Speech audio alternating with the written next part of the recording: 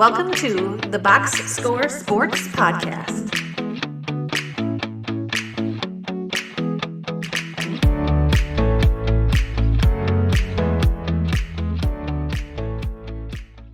Welcome back, everybody, to the Box Score Sports YouTube channel. I'm your host, Ryan, and I'm joined by Clint. And in this clip, we are going to talk about the Portland Trailblazers exit interview. The NBA exit interview series continues.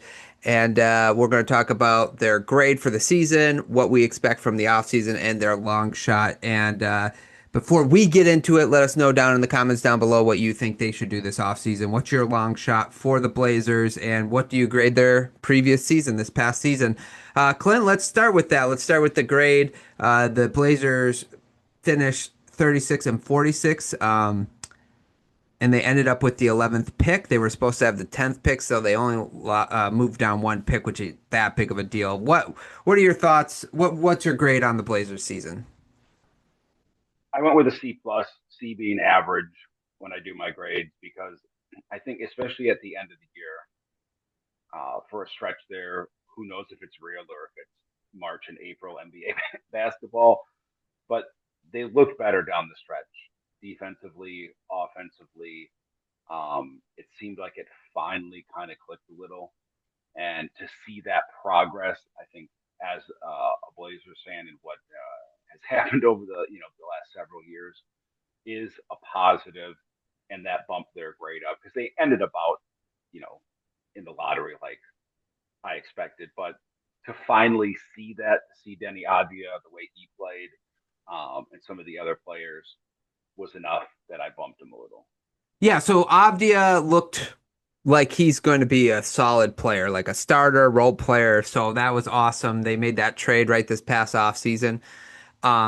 Shaedon Sharpe looked like he got better, and he's only 21, so he's going to continue to get better. That's awesome. They got that Kamara.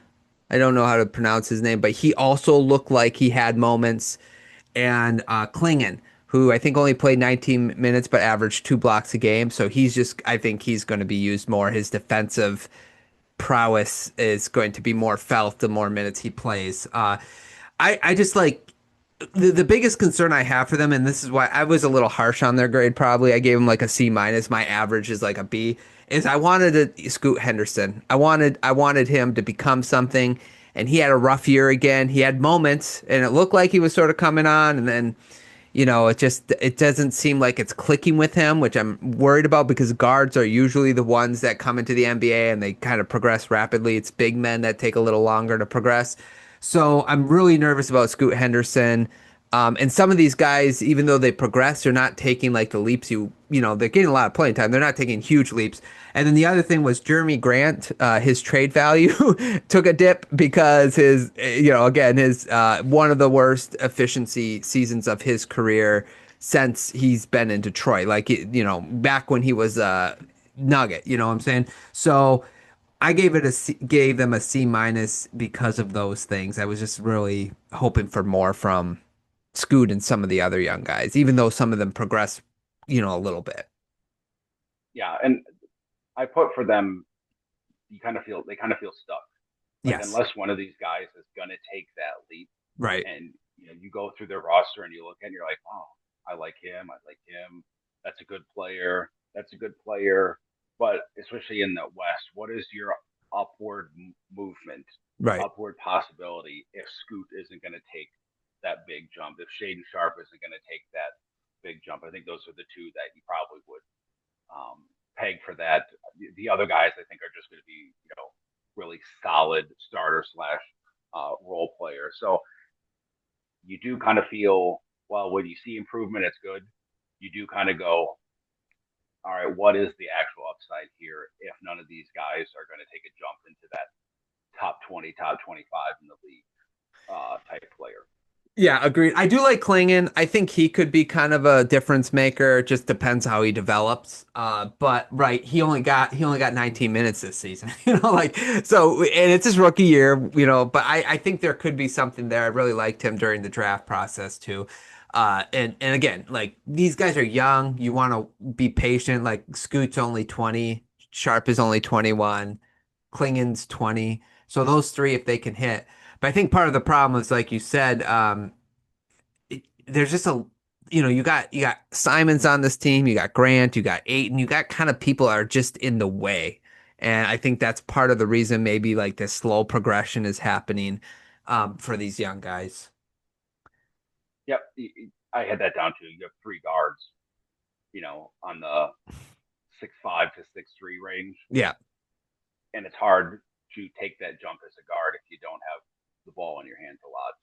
And not that correct. any of these guys are ball stoppers or ball hogs, but it's just simple math. If two of them on the floor, unless you're SGA and J Dub, it's hard to find that synergy.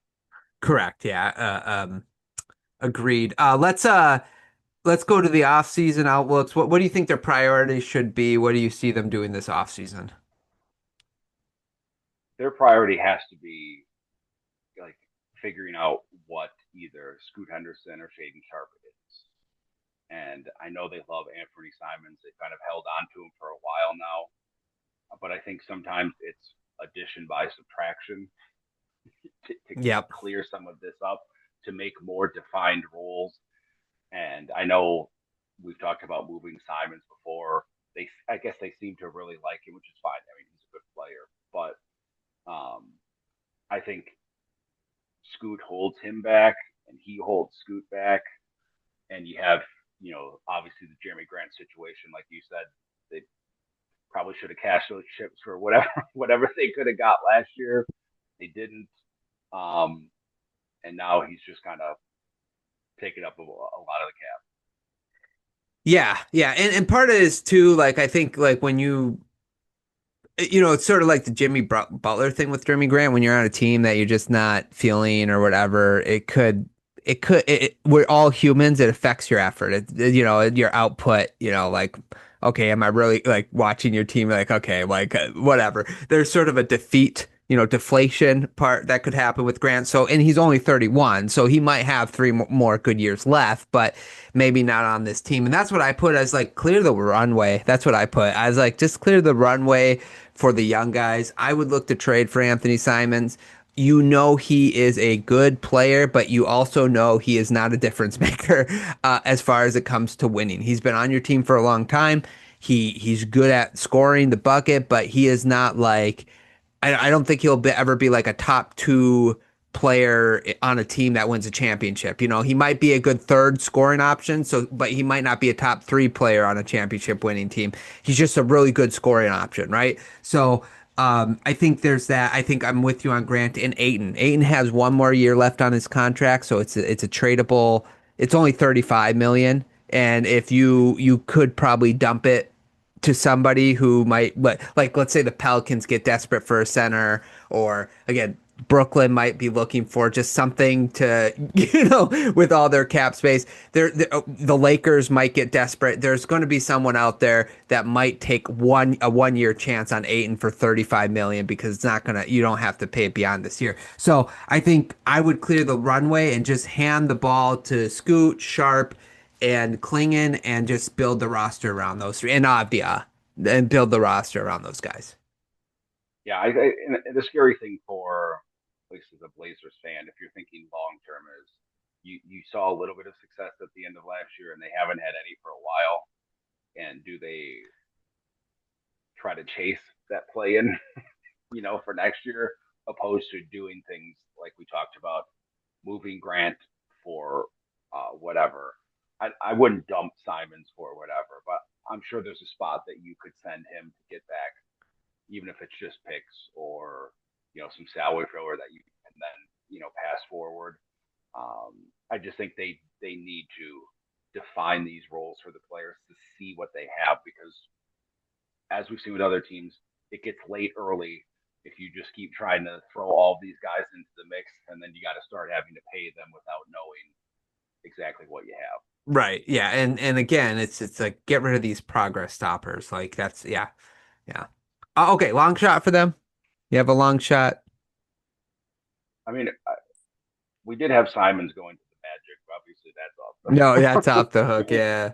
that's off the. Um, but I wouldn't. I don't know if you could send like Jeremy Grant back to Denver Mm-hmm. for Porter Jr.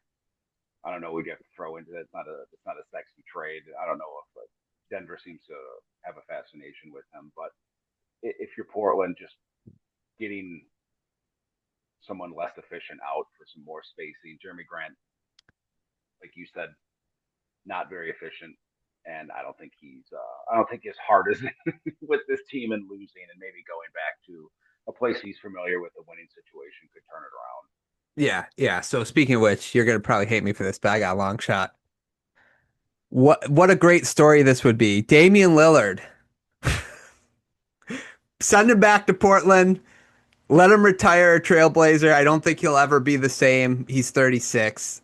When his Achilles went, it's just like I don't see him recovering that for Jeremy Grant and Thibault. Deal. Thibault, I love Dame. I love Dame, and I hope the best for him. But I think trying to be positive about someone 36 and tearing their Achilles without them being more of just an off guard, which he's never done. I think you're spot on with that, which is why I had him like, if you could dump him for Paul George or some of these contracts that aren't great, but at least it's someone who could contribute or fit a role on the team. right, and the reason why the Blazers could be willing to do it, obviously a pick could be thrown in there, protected probably, but what I would say is like Grant has 3 more years, I think even after this year. So you get off the contract 2 to 3 years, that money 2 to 3 years earlier. Now you can start paying your young guys. That's part of the reason why you want to do it. And again, you clear the runway. You add Lillard, who could he's just basically going to be a coach next season. So he'll be able to coach up Scoot or whoever you want, and it could be a net positive, and then maybe the next year he can be like a guy off the bench who retires a Trailblazer, which I think a lot of Blazers fans and I think Lillard would be really happy to do. Honestly, I think that would work out for all parties involved. Yeah, I mean, it would be a good swan song for him going back home and doing what he can. If he recovers and he wants to play after that, well, he's got basically you're paying him for 2 years. Yeah. And he could probably get off of it if he really had to after this coming season. Right. Correct. Okay. Anything else on the Blazers? I don't think so. Okay. Well, that's all we got for you guys. Thanks so much for watching. Again, let us know in the comments down below what you think of the Trailblazers season and their off season. What's your long shot prediction? And remember to like the video, subscribe to the channel. Thanks so much for watching, and we'll talk to you guys real soon.